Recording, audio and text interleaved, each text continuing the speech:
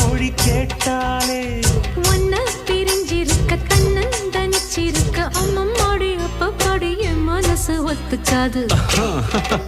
செந்தூர பாண்டிக்கு ஒரு சோடி கிளி கூ